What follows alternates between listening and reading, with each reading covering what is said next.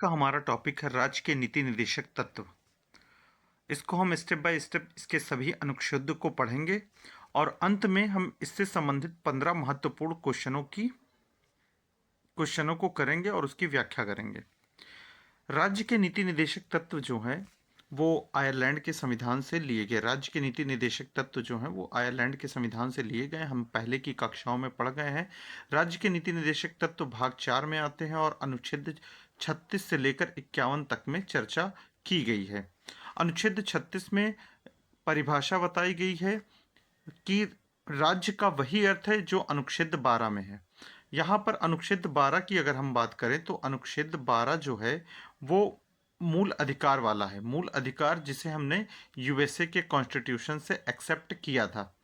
ठीक है, अगर हम क्वेश्चन पूछते हैं मूल अधिकार कहाँ से लिए गए हैं तो यूएसए के संविधान से लिए गए हैं। राज्य के नीति निर्देशक तत्व कहाँ से लिए गए हैं तो राज्य के नीति निर्देशक तत्व जो हैं वो आयरलैंड के संविधान से लिए गए हैं।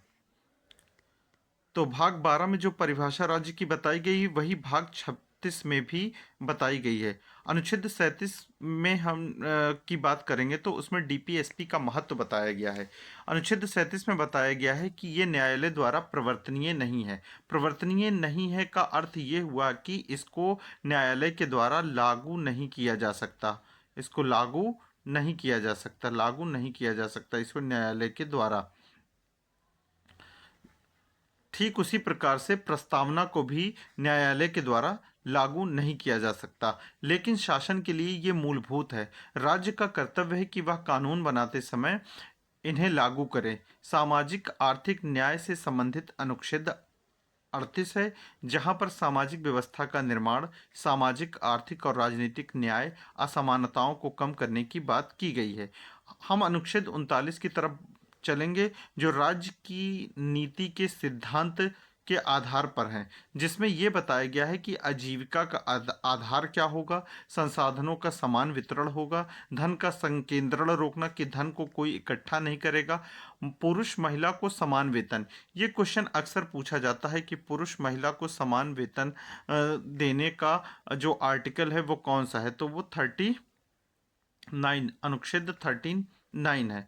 बच्चों का शोषण से निषेध की अगर हम बात करें तो वो भी आर्टिकल 39 के तहत आता है। अनुच्छेद 39 ए की बात करें, ये भी एग्जाम में अक्सर पूछा जाता है कि समान न्याय और निशुल्क विधिक सहायता, गरीबों को मुफ्त कानूनी सहायता, ये अनुच्छेद 39 ए के तहत दी गई है, जिसे 42वें संविधान संशोधन अधिनियम वर्ष 1976 के द्वारा जोड़ा गया था।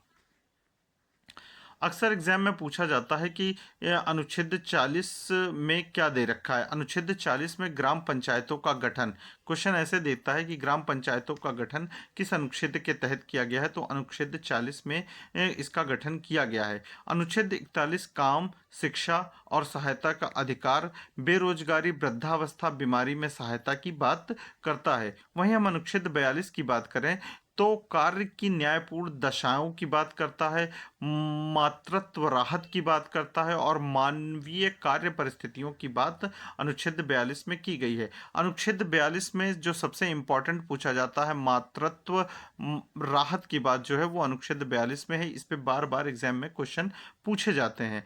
अनुच्छेद 43 की बात करेंगे तो श्रमिकों के लिए जीवन यापन योग्य वेतन, सामाजिक व सांस्कृतिक अवसर के अकॉर्डिंग उचित वेतन की बात करता है। वहीं अनुच्छेद 43 ए की बात करें तो उद्योगों में श्रमिकों की भागीदारी का प्रबंधन कैसे करना है इसकी बात करता है। इस अनुच्छेद को भी 1976 के द्वारा जोड़ा गया, 1976 के द्वारा भी जोड़ा गया।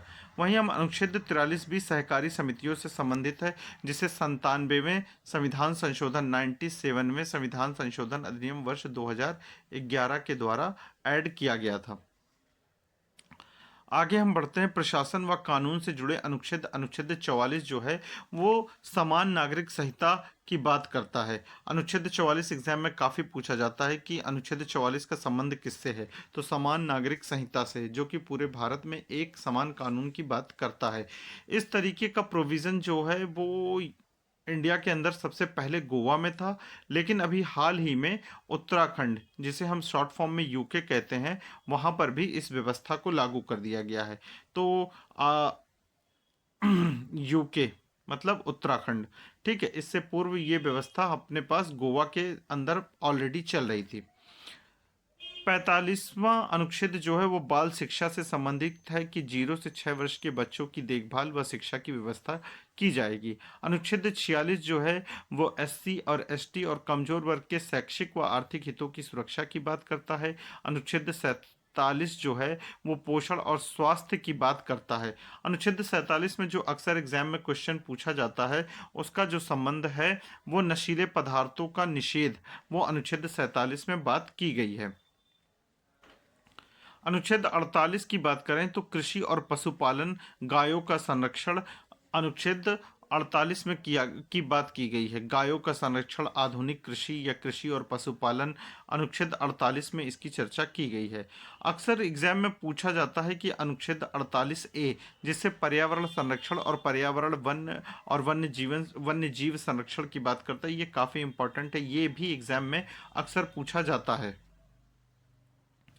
वहीं अनुच्छेद 49 की अगर हम बात करें तो राष्ट्रीय स्मारक संरक्षण की बात करता है। अनुच्छेद 50 जो है वह न्यायपालिका की स्वतंत्रता, कार्यपालिका से न्यायपालिका के पृथक्करण की बात करता है। वहीं अनुच्छेद 51 जो है वो अंतर्राष्ट्रीय शांति, अंतर्राष्ट्रीय कानून का सम्मान, इन सब की बातें करता है। इस प्रकार से हमारा डीपीएसपी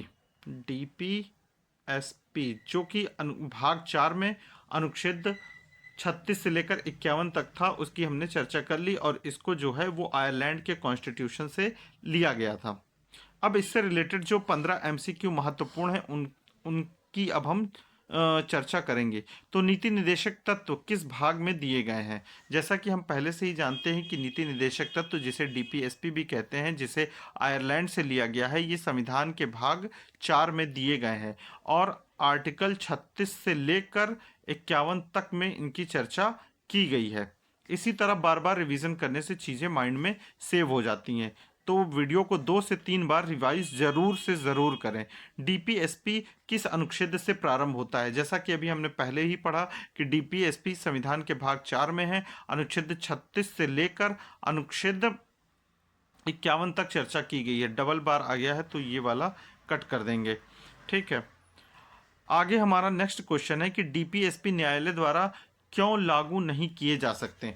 डीपीएसपी को न्यायालय द्वारा लागू नहीं किया जा सकता क्योंकि इस पर राज्य पर निर्भर कर दिया गया है कि राज्य इसे लागू करेगा कि नहीं करेगा। डीपीएसपी जिस तरीके से लागू नहीं की जा सकती, उसी तरीके से संविधान की प्रस्तावना, जिसे हम प्रियम्बल कहते हैं और उद्देशिका भी कहते हैं, उसे भी न्यायालय के द्वारा लागू नहीं किया जा सकता। उद्देशिका को 13 दिसंबर वर्ष 1946 को संविधान सभा में पंडित जवाहरलाल नेहरू के द्वारा पेश किया गया, और इसे 22 जनवरी वर्ष 1947 को पास आउट कर दिया गया। उद्देशिका का जो विचार है वो यूएसए से लिया गया है, और उद्देशिका की जो भाषा है वो ऑस्ट्रेलिया से ली गई है। इसी तरीके से बार बार हर चीज़ का रिवीजन करना है, उसी से कोरिलेट करके, तो चीज़ें जल्दी रिकॉल होंगी। समान वेतन का सिद्धांत किस अनुच्छेद में दिया गया है? समान वेतन का सिद्धांत, जैसा कि हम पढ़ कर आए, अनुच्छेद 39 के डी में दे रखा है। समान वेतन का अधिकार। निशुल्क विधिक सहायता किस अनुच्छेद में दी गई है? निशुल्क विधिक सहायता अनुच्छेद 39 ए में। ऐसे ही डायरेक्ट एग्जाम में क्वेश्चन इस तरीके के पुटअप किए जाते हैं, दे रखा है। आगे हम बढ़ते हैं, ग्राम पंचायतों से संबंधित अनुच्छेद कौन सा है? तो ग्राम पंचायतों से संबंधित अनुच्छेद 40 है। ऐसे ही डायरेक्ट क्वेश्चन एग्जाम में आते हैं ऑब्जेक्टिव टाइप के, और कभी मैचिंग में पूछ लेगा, कभी ऑब्जेक्टिव टाइप में पूछ लेगा। नेक्स्ट क्वेश्चन है, बेरोजगारी सहायता किस अनुच्छेद में दे रखा है? बेरोजगारी सहायता की अगर हम बात करें तो हमें अनुच्छेद 41 में दे रखा है। बेरोजगारी सहायता किस अनुच्छेद में है? अनुच्छेद 41 में दे रखा है।